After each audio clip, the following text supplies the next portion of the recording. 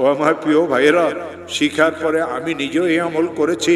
এই কোরআনে করিমকে মাথায় নিয়ে বলি, এই কোরআনে করিমকে মাথায় নিয়ে বলি, এই কোরআনে করিমকে মাথায় নিয়ে বলি, এই কোরআনে করিমকে খুলিয়ে কলিজার সাথে মিলেই বলি, আমার মাওলার নামে কসম করিয়ে বলি, যতবার আমি এই আমল করেছি নিজের জন্য, বিপদগ্রস্ত আত্মীয় স্বজনের জন্য, খোদার কসম প্রত্যেকবার আল্লাহ আমাকে এর ফলাফল হাতে হাতে দিয়েছে।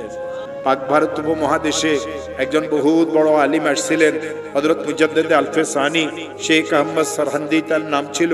তিনি তার কিতাবে আমল শিখাইছেন, কোন মুসলমান যদি ঋণগ্রস্ত হয়, এত ঋণ হয়ে গেছে, আদায়ের কোনো ব্যবস্থা নাই, খেতে ফসল হয় না, দোকানটা অচল হয়ে গেছে, ছেলেটা বিদেশে গিয়ে ফাঁসিয়ে গেছে, থাকতেও পারে না, আসতেও পারে না, 2-3টা মেয়ে ঘরে উপযুক্ত, কারো বিবাহ হয় না, একটা মেয়েকে বিবাহ দিয়েছিল, তালাক নিয়ে মেয়েটা ঘরে চলে আসছে, ছেলেটা খারাপ ছেলেদের সাথে মিশিয়ে মদ জুয়ার অভ্যস্ত হয়ে গেছে।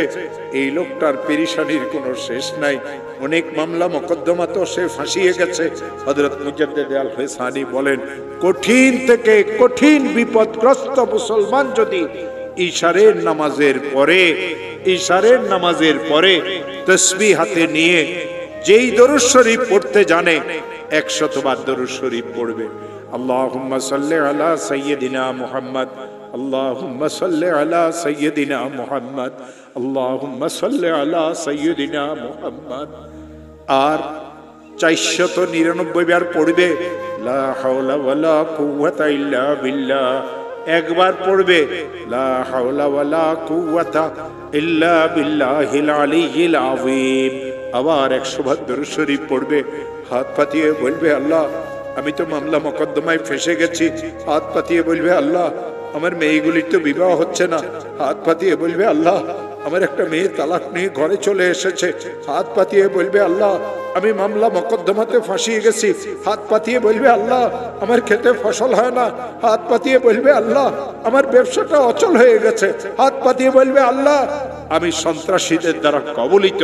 হাত পাতিয়ে বলবে, আল্লাহ আমার ছেলেটা তো বিদেশে গিয়ে ফাঁসিয়ে গেছে। হাত পাতিয়ে দিয়ে বলবে, আল্লাহ আমার আরেকটা ছেলে তো অনেক খারাপ হয়ে গেছে, আমাকে মারধরও করতে চায়। মাওলা তুমি আমাকে বিপদ থেকে মুক্ত করে দাও। আমার হাতে কোরআন আছে। দেওবন্দ মাদ্রাসার একজন বড় মুহাদ্দিস হযরত মাওলানা মুফতি আমিন সাহেব পালানপুরি, তিনি আমাকে আমল শিখাইছেন। তিনি আমাকে এই কথা বলেছিলেন, মাওলানা যখন এই আমল শিখেছি নিজের জন্য, বিপদগ্রস্ত আত্মীয় স্বজনের জন্য, যখন এই আমল আমি করেছি, আল্লাহর কসম এর ফলাফল আল্লাহ আমাকে হাতে হাতে দিয়েছে।